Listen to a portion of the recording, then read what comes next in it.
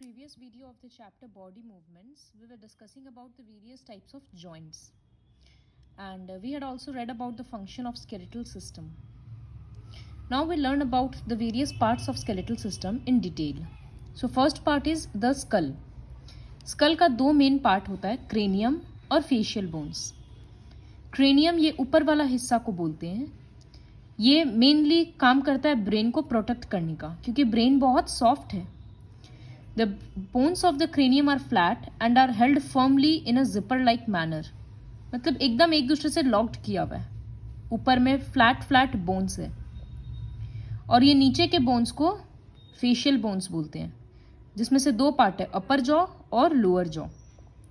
अपर jaw तो नहीं हिलता है, लेकिन बोलते वक्त हम लोग का नीचे वाला लिप्स के नीचे का पूरा हिस्सा ऊपर नीचे होते रहता है ना, तो वही है कि लोअर जॉ मूवेबल है. The movement of this jaw enables us to eat, talk and sing. Lower jaw इतना हिलता है, इसी वजह से हम लोग खा सकते हैं, बोल सकते हैं. The skull also includes a pair of eye sockets. Eyes के लिए इस तरह से हॉलो स्ट्रक्चर रहता है, जिसको आई सॉकेट बोलते हैं. फिर नेक्स्ट पार्ट है backbone. Backbone extends from the base of the skull to the hip. ऊपर स्कल के नीचे से शुरू होता है और पूरा हिप्स तक जाता है, जैसा इस फोटो में दिख रहा है. यहाँ पर 33 छोटा रिंग्स जैसा स्ट्रक्चर होता है. इस तरह से 33 रिंग्स जैसा स्ट्रक्चर होता है. तो इसमें से पहला 24 तो कार्टिलेज जैसा होता है, इलास्टिक होता है, मतलब इस तरह से बेंड होता है और इसी के बीच से स्पाइनल कॉर्ड पास करता है इस तरह से. स्पाइनल कॉर्ड एक नर्व है, तो बहुत डेलिकेट है, उसको प्रोटेक्शन का ज़रूरत है, तो इस वजह से वर्टिब्रल कॉलम उसको प्रोटेक्शन प्रोवाइड करता है. और 24 तो इस तरह से मूव करता है. फिर 5 vertebrae of the hip are fused and inseparable and 4 vertebrae of the tail are also fused, जैसे इस फोटो में दिखे, समझ आएगा. ये जो सर्विकल, थोरैसिक और लंबर लिखा है ना, ये सब तुम मत देखो. ये रेड, ब्लू और येलो वाला, ये 24 है मिलाकर, तो ये मूव करता है. फिर ये जो 5 फ्यूज्ड है ना, ये सारा हिप्स का रीजन है, ये पूरा फ्यूज्ड है. और ये जो नीचे में 4 बोन है ना, जो कॉकिक्स लिखा हुआ है पिंक से, ये टेल है, ये भी फ्यूज्ड है. तो इस तरह से 33 छोटा बोन है. छोटा बोन है तो हम लोग को ऊपर नीचे झुकने में आसानी होता है. इसी को बोला जाता है, इसी में है तुम्हारा नेक रीजियन, चेस्ट रीजियन, बेली, हिप और टेल. बैकबोन में 5 रीजियन है, इस तरह से डिवाइड होकर. जैसे वहाँ पर थोरैसिक, सैक्रम ये सब लिखा था, वैसे ही सिंप्लीफाई करने के लिए तुम्हारे बुक में neck region, chest region, belly region, tail region, hip region ऐसे कर दिया. ठीक है, ये 5 कलर है, 5 पार्ट है. फिर चेस्ट बोन्स. चेस्ट बोन्स मतलब रिब केज का पोर्शन. तो यहाँ पर 12 पेयर ऑफ रिब्स होता है. ये सब इलिप्टिकल होता है, मतलब कर्व्ड होता है. देखो इसका भी हम 3D डायग्राम दिखाते हैं, ये रहा. सो इस तरह से ये गोल गोल सारा है, तो इसी को इलिप्टिकल बोला जाता है.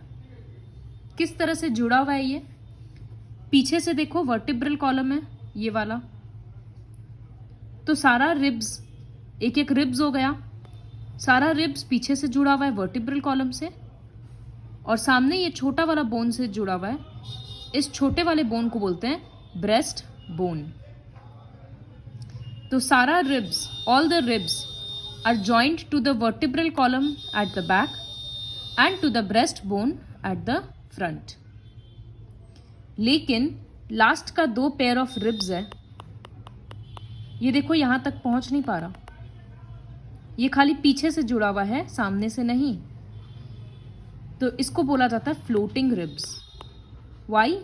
Because they are not attached to the breast bone, they are only attached to the back bone. सारा पॉइंट्स यहाँ लिखा हुआ है. See, 10 pair of these ribs are attached to the breastbone at the front with the help of cartilage. 2 ribs in the front are free, और तो यहाँ word नहीं use किया, इसी को फ्लोटिंग रिब्स बोलते हैं क्योंकि वो सामने से अटैच्ड नहीं है। रिब केज का काम क्या होता है? लंग्स और हार्ट को प्रोटेक्ट करना। नेक्स्ट है शोल्डर बोन्स। शोल्डर बोन्स में कॉलर बोन आता है और शोल्डर ब्लेड आता है। इसका भी डायग्राम दिखाएंगे। तो ये रहा, ये शोल्डर ब्लेड और ये वाला कॉलर बोन। तो ये पूरा जो ब्लू पोर्शन दिख रहा है ये पूरा शोल्डर बोन है। इसका काम क्या होता है? चेस्ट को आर्म्स के साथ कनेक्ट करना ताकि मूवमेंट हो सके। ओके, 3D डायग्राम्स दिखा रहे हैं ताकि जल्दी समझ आए। नेक्स्ट इज हिप और पेल्विक बोन्स। यहाँ पर 3 बोन्स फ्यूज्ड है। 3 बोन्स का नाम यहाँ पर दिया हुआ है, ilium, os sacrum, arcus pubis. तो ये 3 बोन फ्यूज होकर इस तरह से एक बोल के जैसा स्ट्रक्चर बन गया। ये होता है पेल्विक बोन या हिप बोन। ये पूरे ऊपर बॉडी का वेट सहता है, तो इसीलिए ये काफ़ी स्ट्रांग होता है। मतलब लेग्स भी सहता है साथ में और बोन्स होता है, लेकिन इस पे पूरा ऊपर का बॉडी सेटल्ड है। The hip bones together with the hip and the tail part of the back bone forms a large bony bowl called pelvis. तो इसका भी 3 डायमेंशनल है। ये देखो, ये वर्टिब्रल कॉलम है पीछे का, तो टेल पोर्शन हो गया, ये एक बोन और ये एक बोन, तीनों मिलकर एक हॉलो स्ट्रक्चर है। यहाँ से बोन्स अटैच्ड होगा। देखो यहीं पर बॉल एंड सॉकेट जॉइंट है, ये सॉकेट है खाली, अब इसके अंदर बॉल के जैसा बोन जाकर फिक्स हो जाएगा। So this is the pelvic bone. Next is the hand bones. Hand में किस तरह से बोन्स होता है? तो ऊपर में एक आर्म होता है, सी ऊपर में जो अपर आर्म है उसमें एक बोन है, फिर जो लोअर आर्म है उसमें 2 बोन है। ठीक है, तो अपर आर्म लोअर आर्म हो गया। इसके बाद क्या आया? रिस्ट। तो रिस्ट में इस तरह से छोटा छोटा बहुत सारा बोन्स है।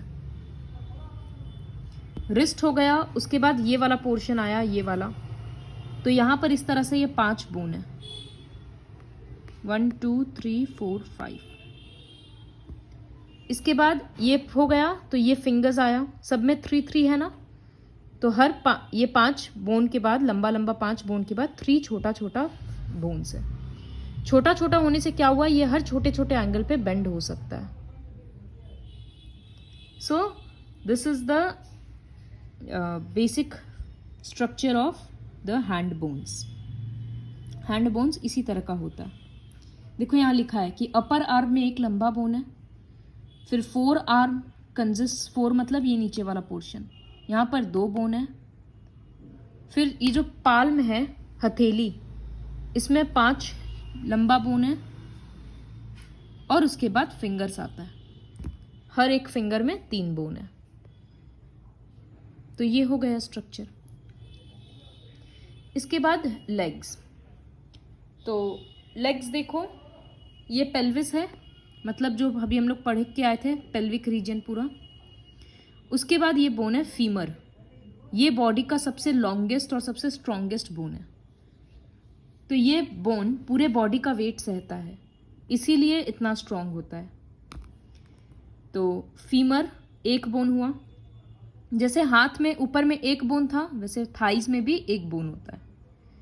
फिर थाइस के नीचे वाले लोअर लेग में 2 बोन है। जैसे यहाँ पर हाथ में 2 बोन था, वैसे यहाँ पर भी 2 बोन है। फिब्यूला और टिबिया बोलते हैं। फिर यहाँ रिस्ट में बहुत सारा बोन्स था, तो यहाँ एंकल्स में बहुत सारा बोन्स है। फिर जैसे वहाँ 5 बोन निकला हुआ था हथेली में, तो वैसे यहाँ पर भी the foot has 5 longer bones. ये जो फुट होता है इसमें 5 बोन है, और फिर सबका 3-3 अंगुली है टोज। जैसे ये देखो, ये ऊपर वाला एक स्ट्रॉन्ग बोन, फिर यहाँ पर 1 बोन और 2 बोन, उसके बाद एंकल्स में छोटा छोटा बोन, फिर ये 5 बड़ा बोन और सब फिंगर्स में ऐसे टोज। ये क्या काम आता है? चलने फिरने में हेल्प करता है, रनिंग में, वॉकिंग में and everything. Okay, so this was the basic structure of leg bones. देखो, टोज जनरली हम लोगों का ऐसे थोड़ा सा ऊपर की तरफ होता है, बीच में थोड़ा गैप होता है, लेकिन बहुत लोगों का पैर इस तरह से पूरा फ्लैट होता है। इसको फ्लैट फुट बोलते हैं। नॉर्मल फुट थोड़ा सा ऊंचा रहेगा। जब हम लोग ज़मीन पे रखते हैं ऐसे पैर को तो थोड़ा सा गैप रहता है, लेकिन बहुत लोगों का पैर पूरा फ्लैट होता है। तो ऐसे लोगों के लिए अलग टाइप का शूज़ होता है ताकि वो लोग कंफर्टेबली चल पाएँ, और उनके पैर में बहुत दर्द होता है। तो ये आर्क होना ज़रूरी है, ये जो गोल पोर्शन है ये होना ज़रूरी रहता है। Next is cartilage. कार्टिलेज के बारे में हम पहले वीडियो में भी थोड़ा बताए थे। ये सॉफ्ट पोर्शन होता है जैसे ईयर्स में प्रेजेंट है। तो upper part of the year is made up of, ये वाला जो ईयर का रीजन है ना, ये पूरा पोर्शन, ये पूरा कार्टिलेज का बना हुआ है। तो इसीलिए ये मुड़ता नहीं, मतलब सीधा भी खड़ा है लेकिन मुड़ भी जाता है। कार्टिलेज बोन्स के जॉइंट्स वगैरह में भी मिलता है। तो ये हो गया स्केलेटल सिस्टम का स्ट्रक्चर्स के बारे में, अलग अलग पार्ट। अब ये मसल्स मूव कैसे करता है? How do muscles move the bones? 2 muscle का सिस्टम है, स्केलेटल सिस्टम और muscular system. See the 2 systems which make different movements possible are skeletal system and muscular system. तो स्केलेटल सिस्टम के बारे में तो हम लोग ऑलरेडी पढ़ चुके कि स्केलेटन फ्रेमवर्क होता है, 206 बोन्स है, लिगामेंट्स है, कार्टिलेज है, ये सब पढ़ चुके, और जॉइंट्स होता है। तो मसल्स कैसे मूव करवाने में हेल्प करता है, ये हम लोग इस डायग्राम की हेल्प से पढ़ेंगे। सी, इसमें क्या है? ये आर्म्स का मतलब हाथ का पूरा है कि देखो यहाँ शोल्डर ब्लेड है, ये ऊपर का बोन है और ये नीचे का 2 बोन है। पढ़ के आए थे अभी हम लोग। ये दोनों मसल्स है जो बोन को सपोर्ट कर रहा है फर्दर। तो इसको बोलते हैं बाइसेप्स, इसको बोलते हैं ट्राइसेप्स। जब हम लोग हाथ को इस तरह से बेंड करते हैं, ओके, लाइक दिस, तो क्या होता है? बाइसेप्स कॉन्ट्रैक्ट हो रहा है और ये ट्राइसेप्स रिलैक्स हो रहा है। कॉन्ट्रैक्ट हो रहा मतलब सिकुड़ रहा है, और रिलैक्स हो रहा मतलब वो अपने नॉर्मल पोजीशन में रह रहा है। फिर जब हम लोग उसको स्ट्रेच कर रहे हैं, स्ट्रेटन कर रहे हैं, तो उल्टा चीज़ हो रहा है। तो ट्राइसेप्स कॉन्ट्रैक्ट कर रहा है और बाइसेप्स रिलैक्स कर रहा है। तो मूवमेंट के लिए कुछ मसल्स कॉन्ट्रैक्ट करता है और उसके अपोजिट साइड का मसल्स रिलैक्स करता है, तब जाकर बॉडी का मूवमेंट होता है। So this is the function of biceps and triceps. इसी तरह से हर बॉडी पार्ट मूव करता है। यहाँ पर सिर्फ एक आर्म के एग्जाम्पल से समझाया गया है। So watch the video carefully and we'll continue the rest of the chapter in the next video.